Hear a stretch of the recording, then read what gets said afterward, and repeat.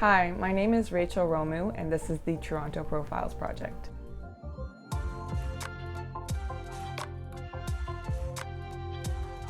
The best way to sort of encapsulate who I am as an artist is a subtle agitator, because every place in which I exist is a place in which disabled people have been told no.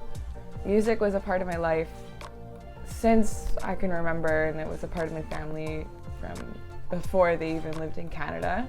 My music style is a mix of everything, I would say, but to the best degree explained as sort of alternative soul with electronic components.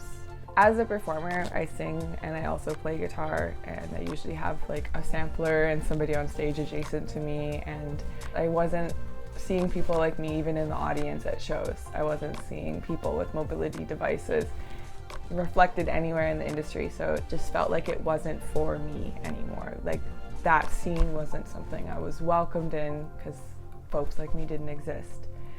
But I went to this festival called Field Trip one year, and I didn't know that Portugal the Man had had a new member added to their roster, and he is a wheelchair user, having broke his back in an accident around the same place that I had my spinal tumor.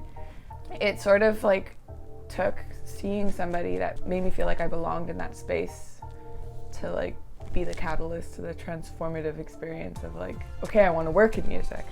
I remember when I was having my second surgery was around the time when Interview magazine had published Kylie Jenner posing in a wheelchair. Like it was a costume, and I was going to be needing some comprehensive mobility devices for the next number of months, and to a degree devices for the rest of my life. So I was pissed, and I decided to really pursue modeling seriously, because it wasn't something that would have ever mattered to me before, and I was scouted a lot as a teenager, but it had no meaning behind it.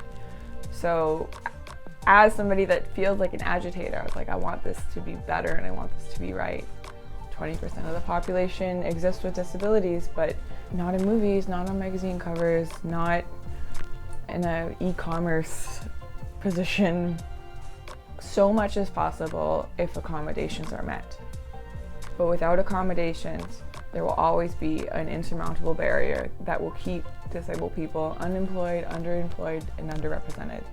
I still have to fight to be there, because a lot of the structure of the scene is designed with the status quo in mind, and the status quo is that disabled people don't exist in music. Disabled people exist in arts, but amongst themselves.